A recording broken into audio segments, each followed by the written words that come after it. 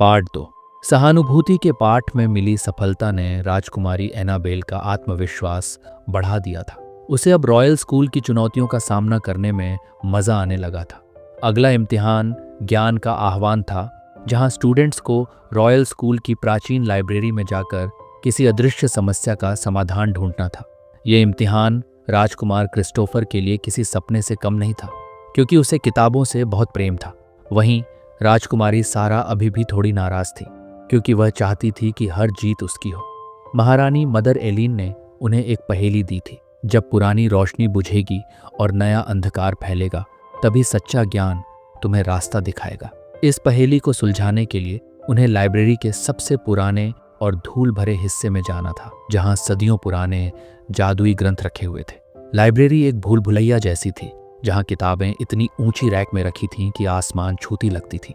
हवा में पुरानी कागज और जादू की स्याही की गंध घुली हुई थी। एनाबेल, क्रिस्टोफर और सारा ने मिलकर पहेली को सुलझाने की कोशिश की। क्रिस्टोफर ने फौरन पुरानी भविष्यवाणियों और जादुई सिद्धांतों पर आधारित किताबें ढूंढना शुरू कर दिया। सारा, हालांकि थोड़ी नाराज थी, फिर भी अपनी पैनी नजर से छिपे हुए संकेतों को ढूंढने में मदद कर रही थी। एनाबेल ने अपनी सहज बुद्धि का इस्तेमाल किया और महसूस किया कि पहेली का नया अंधकार शायद किसी नई धमकी की ओर इशारा कर रहा था। कई घंटों की खोजबीन के बाद क्रिस्टोफर को एक अजीब सा बिना टाइटल का ग्रंथ मिला। ये ग्रंथ किसी सामान्य कागज पर नहीं, बल्कि चमकती हुई धातु की चादरों पर लिखा हुआ था। जैसे ही क्रिस्टोफर ने उसे छुआ, ग्रंथ से एक हल्की नीली रोशनी निकली। पहेली के अनुसार पुरानी रोशनी शायद किसी बीते हुए युग के ज्ञान को संदर्भित कर रही थी, और नया अंधकार उस खतरे को जिसे उन्हें पहचानना था। ग्रंथ के पहले पन्ने पर एक नक्शा बना था। यह कोई सामान्य नक्शा नहीं था, बल्कि रॉयल स्कूल के भीतर की एक छिपी हुई जगह का नक्शा था, जो किसी पुराने खंडर जैसा लगता था। साथ ही कुछ शब्द भी लिखे थे, जो एक प्राचीन भाषा में थे। क्रिस्टोफर ने उन्हें पढ़ने की कोशिश की, लेकिन वे इतने पुराने थे कि वह भी उन्हें पूरी तरह समझ नहीं पा रहा था। तभी लाइब्रेरी के सबसे गहरे कोने से एक अजीब सी आवाज आई, जैसे कोई फुसफुसा रहा हो। यह आवाज इतनी धीमी थी कि मुश्किल से सुनाई दे रही थी, पर उसमें एक भयानक ठंडक थी। अचानक ग्रंथ से निकली नीली रोशनी तेज होने लगी, और उसके साथ ही ग्रंथ पर बने नक्शे में कुछ और शब्द उभरने लगे। ये शब्द वर्तमान भाषा में थे, और वे एक चेतावनी थे। वह जाग चुकी है जो अंधेरे में छिपती है। ज्ञान उसे उजागर करेगा, लेकिन कीमत चुकानी होगी। एनाबेल को कुछ याद आया। दादी एलिस ने लिलिथ नामक एक बुरी चुड़ैल के बारे में बताया था, जो शापित वन में छिपी हुई थी और शून्य के पुष्प की शक्ति को हासिल करना चाहती थी। क्या यह वही लिलिथ थी? क्या वह रॉयल स्कूल तक पहुंच गई थी? डर की एक लहर उनके बीच दौड़ गई। सारा कांपने लगी। क्रिस्टोफर ने ग्रंथ को कसकर पकड़ा। एनाबेल ने अपनी हिम्मत बटोरी। हमें महारानी मदर एलीन को बताना होगा, उसने कहा। वे तुरंत महारानी मदर एलीन के पास पहुंचे और उन्हें ग्रंथ दिखाया। महारानी मदर एलीन ने ग्रंथ को देखा। उनकी आंखें बड़ी हो गईं। यह तो भविष्यवाणी का ग्रंथ है, उन्होंने फुसफुसाते हुए कहा। यह बताता है कि जब महान जादू की पाठशाला सबसे कमजोर होगी, तब लिलिथ अपनी पूरी शक्ति के साथ वापस आएगी। महारानी मदर एलीन ने उन्हें बताया कि लिलिथ को सदियों पहले पाठशाला के संस्थापक महान जादूगरों ने हराया था और उसे वन के एक गुप्त कक्ष में कैद कर दिया था। लेकिन उसकी शक्ति इतनी महान थी कि उसे पूरी तरह नष्ट नहीं किया जा सका था। वह अब धीरे धीरे अपनी शक्ति फिर से हासिल कर रही थी, और ज्ञान का आह्वान इम्तिहान वास्तव में इस खतरे को उजागर करने के लिए ही डिजाइन किया गया था। लेकिन अब वह मुक्त कैसे हुई? क्रिस्टोफर ने पूछा। महारानी मदर एलीन ने उदास होकर कहा, ऐसा लगता है कि पाठशाला की जादुई ढाल जो इसे सदियों से बचा रही थी, धीरे धीरे कमजोर पड़ रही है। किसी ने जानबूझकर इसे छेड़ा है। अब उन्हें सिर्फ इम्तिहान पास नहीं करना था, बल्कि अपनी जान और रॉयल स्कूल को भी बचाना था। ग्रंथ में जो नक्शा था, वह पाठशाला के नीचे बने एक प्राचीन कक्ष का था, जहां लिलिथ को कैद किया गया था। चेतावनी के शब्दों से यह स्पष्ट था कि लिलिथ वहीं से अपनी शक्ति बढ़ा रही थी। महारानी मदर एलीन ने बताया कि लिलिथ को हराने के लिए उन्हें उस कक्ष में जाना होगा और एक प्राचीन जादुई मंत्र का पढ़ना होगा, जिसे पुनः बंधन का आह्वान कहते थे। लेकिन यह मंत्र इतना शक्तिशाली था कि इसे केवल 3 राजकुमारियां या राजकुमार मिलकर ही कर सकते थे, जिनकी आत्माएं शुद्ध हों और जिनके भीतर सच्चा साहस हो, और उन्हें लिलिथ की ओर से आने वाले हर खतरे का सामना करना होगा। राजकुमारी सारा घबरा गई। मैं ये नहीं कर सकती, मैं इतनी बहादुर नहीं हूं, उसने कहा। राजकुमार डेविड, जो हमेशा अपनी बहादुरी का प्रदर्शन करता था, इस बार गंभीर था। हम आपके साथ हैं महारानी मदर एलीन, उसने कहा। हम लिलिथ को नहीं जीतने देंगे। एनाबेल ने भी दृढ़ता से सिर हिलाया। उसे पता था कि यह चुनौती उसके जीवन की सबसे बड़ी चुनौती होगी। महारानी मदर एलीन ने उन्हें कुछ जादुई वस्तुएं दी। एनाबेल को एक चमकती हुई क्रिस्टल की तलवार मिली जो बुराई को दूर भगा सकती थी। क्रिस्टोफर को एक ज्ञान का ताबीज मिला जो प्राचीन भाषाओं को समझने और जादुई जाल को तोड़ने में मदद कर सकता था। और डेविड को एक प्रकाश का कवच मिला जो उन्हें अंधेरे की शक्तियों से बचा सकता था। अगले दिन सुबह होने से पहले तीनों ने उस गुप्त कक्ष की ओर यात्रा शुरू की।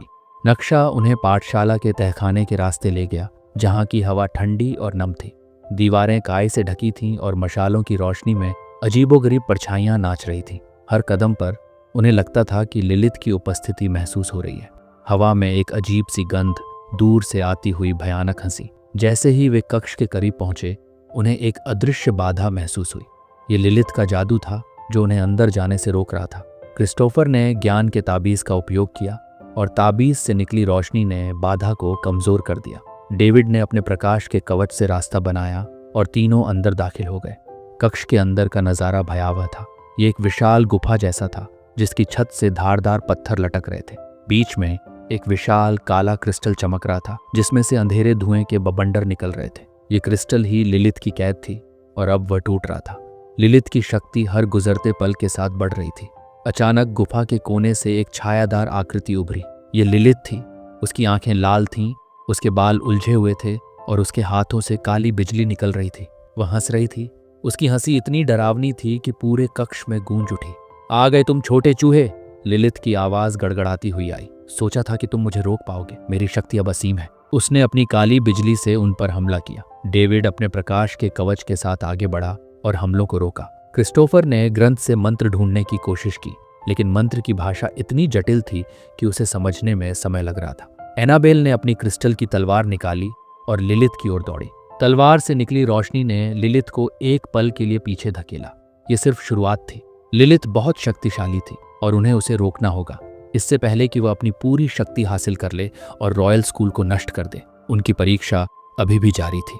उन्हें पुनः बंधन का आह्वान मंत्र पढ़ना था, लेकिन लिलिथ उन्हें आसानी से ऐसा करने नहीं देगी। लिलिथ का हमला इतना भयंकर था कि कक्ष की दीवारें थर्रा उठी। काली बिजली चारों ओर कौंध रही थी और हवा में सड़े हुए अंडों जैसी दुर्गंध फैल गई थी। राजकुमार डेविड अपने प्रकाश के कवच के साथ ढाल बनकर खड़ा था, लेकिन लिलिथ के हमले इतने तेज थे कि कवच भी धीरे धीरे कमजोर पड़ रहा था। क्रिस्टोफर ने भविष्यवाणी का ग्रंथ खोला हुआ था। उसकी उंगलियां तेजी से पन्नों पर फिर रही थीं, पुनः बंधन का आह्वान मंत्र को ढूंढते हुए। एनाबेल अपनी क्रिस्टल की तलवार के साथ लिलिथ के सामने खड़ी थी। तलवार से निकलती सफेद रोशनी काली छाया को दूर धकेल रही थी, लेकिन लिलिथ बहुत चालाक थी। वह केवल शारीरिक रूप से हमला नहीं कर रही थी, बल्कि उनकी मानसिक शक्ति को भी कमजोर करने की कोशिश कर रही थी। उसने एनाबेल के मन में डर के विचार डालने शुरू कर दिए। तुम अकेली हो, तुम कभी सफल नहीं हो सकती, तुम्हारे दोस्त तुम्हें छोड़ देंगे। एनाबेल ने अपनी आंखों को बंद किया और खुद को शांत करने की कोशिश की। उसे याद आया कि एक सच्ची राजकुमारी को अपने मन पर नियंत्रण रखना होता है। उसने अपनी तलवार को और मजबूती से पकड़ा और तलवार से निकली रोशनी और भी तेज हो गई। उसने लिलिथ की ओर एक वार किया, जिससे लिलिथ पीछे हटी और उसके हाथों से निकली काली बिजली बिखर गई।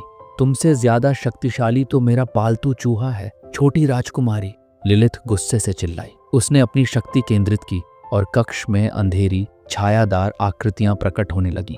ये आकृतियां भयानक रूप से हंस रही थीं और उनकी आंखें अंगारों जैसी दहक रही थीं। वे डेविड और क्रिस्टोफर की ओर बढ़ने लगीं। डेविड ने उन छायाओं का सामना किया, अपनी तलवार और प्रकाश के कवच का उपयोग करके उन्हें दूर भगा रहा था, लेकिन छायाएं संख्या में बढ़ती जा रही थीं। क्रिस्टोफर अभी भी मंत्र को समझने में लगा हुआ था। उसे मंत्र का एक महत्वपूर्ण हिस्सा समझ में नहीं आ रहा था, एक विशिष्ट जादुई स्वर जिसको पढ़ना जरूरी था।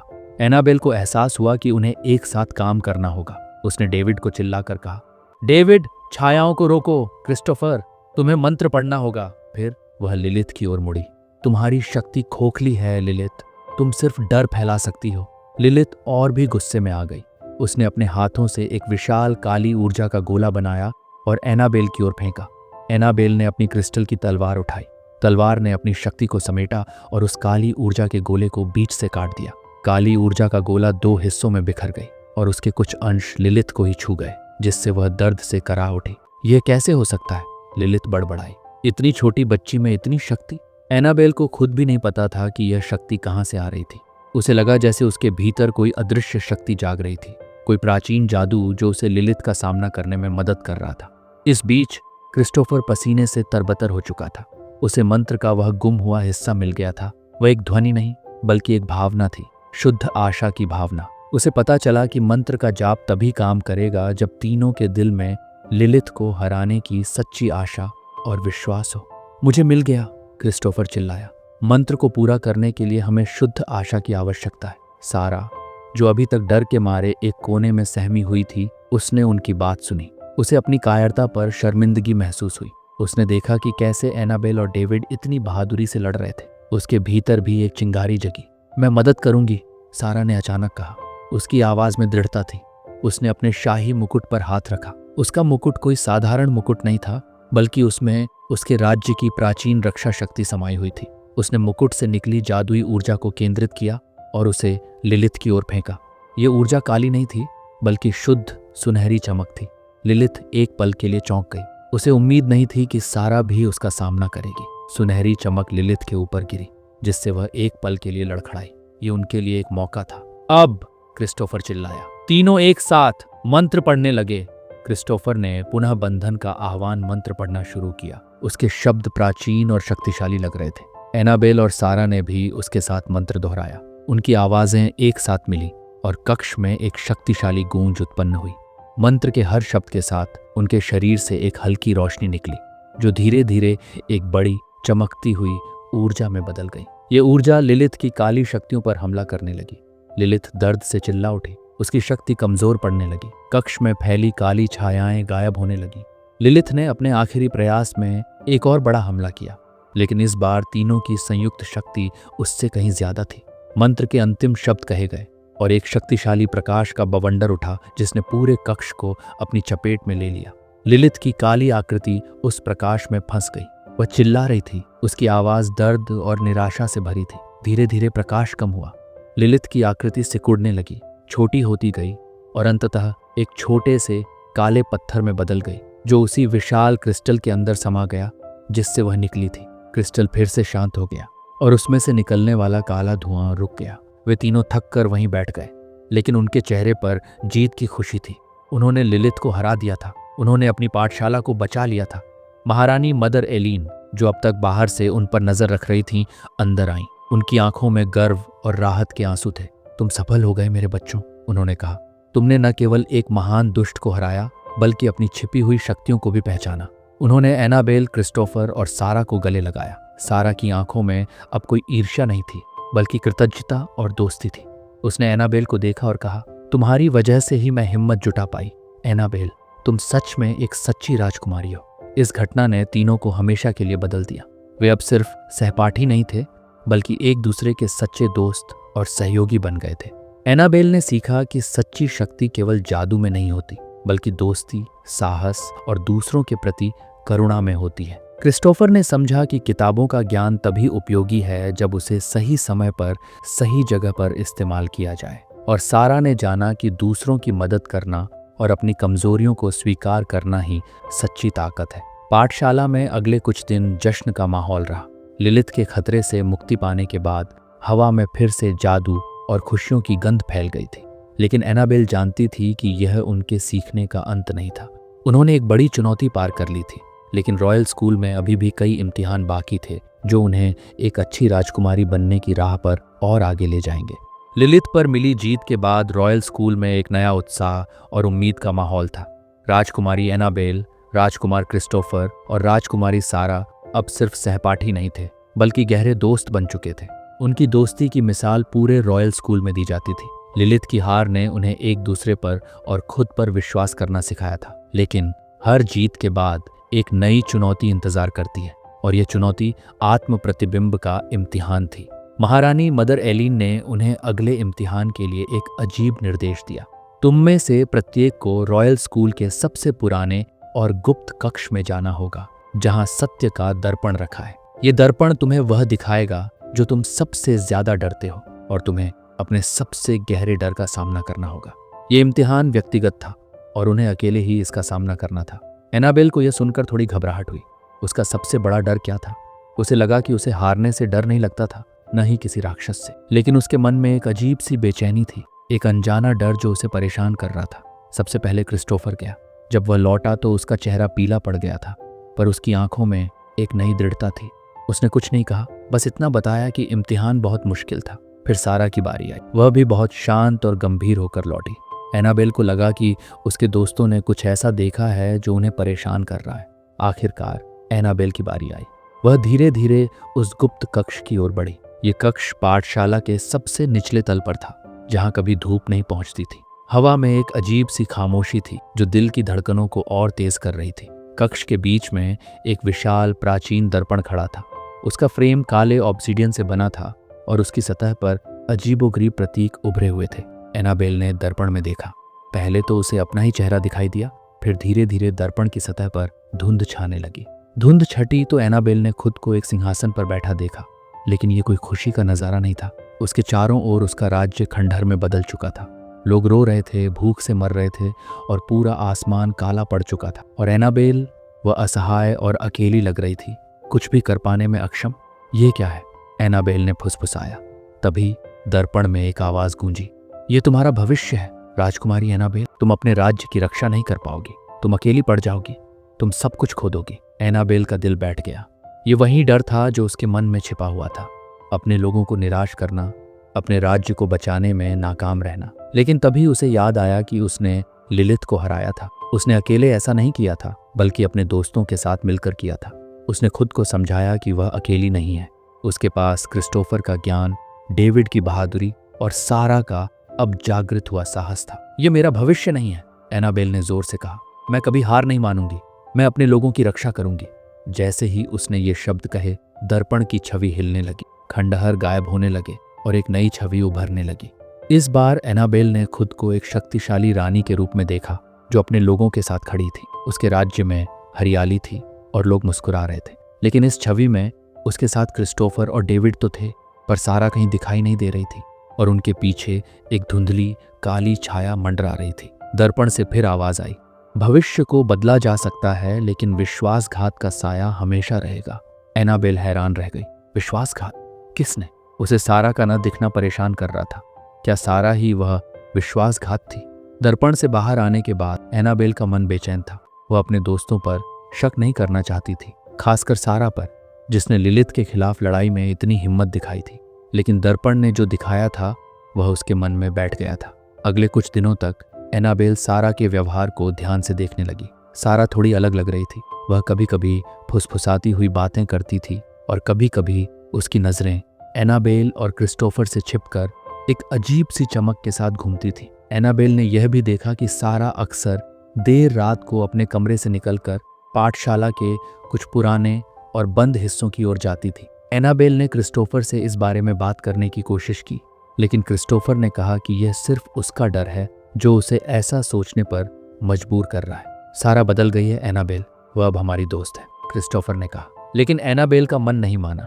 आत्म प्रतिबिंब का इम्तिहान उन्हें केवल उनका डर नहीं दिखाता था, बल्कि कभी कभी भविष्य की चेतावनियां भी देता था। एक रात एनाबेल सारा का पीछा करने का फैसला किया। सारा चुपचाप पाठशाला के एक बंद गलियारे से गुजर रही थी, जो लिलिथ के पुराने कक्ष के पास था।